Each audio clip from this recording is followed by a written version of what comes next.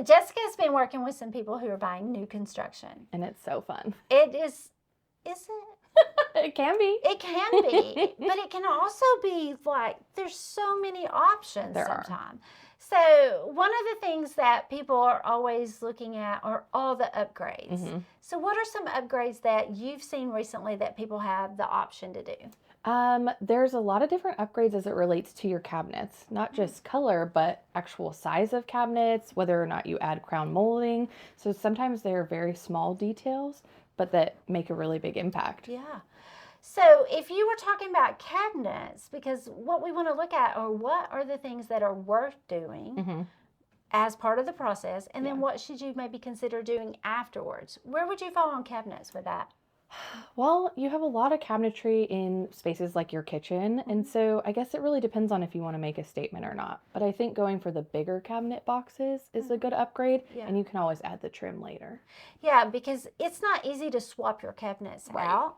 So I would say figure out your cabinets before. Yep. Crown molding can be a little bit different. Yeah. Because sometimes that is something you just have to compare what they're charging you and does it make sense? For sure. Now, what's some other upgrades? One I see that people really love is upgrading your main level flooring to like a nice LVP, because some will do sheet vinyl, which I don't necessarily love.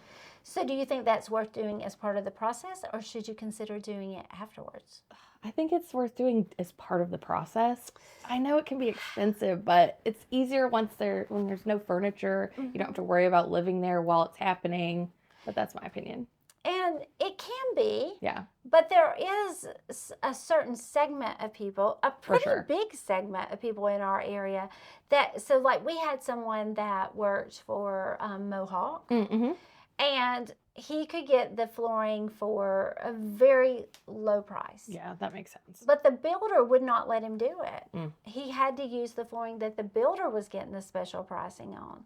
So in their case, they didn't do the floors because it was going to be so less expensive afterwards. That makes sense. Yeah. What else? Another one that we see people contemplate is the countertop material. There are kind of 3 different levels, from a formica, a cultured marble, and then an actual stone. And I always like to see stone in a kitchen. I think it makes a big impact. Yeah, it does. And for me, that would be one I would want to do as part of the process, not afterwards. Paint. Yep. Sometimes I would tell you, I don't know about having them paint. Yeah. I would just go with what they do naturally. For sure. Because I think a lot of times you could get that done cheaper than what they're going to charge you. Well, and paint can be really personal, too. I mean, some people prefer colorful. Some people prefer plain. It just really depends. And what else? I got 2 more I think they should consider.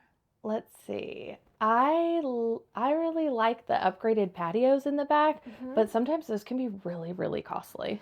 Yeah, so there's 2 sides of that. If it's going to tie into your roof, where it's like a covered area, do it as part of the building process. For sure. If it's just adding more concrete or something like that, a lot of times it's just so much less expensive afterwards. Very true. One that I'm really big on making sure people are happy with is their windows. Oh, that's a good point. And the window sizes. Yep. Because it's a lot harder after closing to swap out windows than it can be during it. Yeah. One I'm not in favor of upgrading most of the time is lights. Oh yeah, absolutely. Because I think that's a good point. They can charge you quite a bit for upgraded lights, and it's not that hard to swap those out yourself. Yeah. Yeah. So I think it's up to you ultimately, but when you're looking at your overall budget, it's really important to decide, well, if we want to keep our payment here, which of these is it possible that we could do with our tax refund or some kind of money that comes through or save up for it? And which of these it's either do it now or it will never happen? True, very true. And the other thing to consider too is a lot of times you have to pay a portion of your upgrades up front. Yeah, that's painful. Yep. And it's always. Always. And then they're typically non-refundable. Upgrade money's non-refundable. So one other thing that people sometimes get a little bit confused in what we consider new construction and custom built.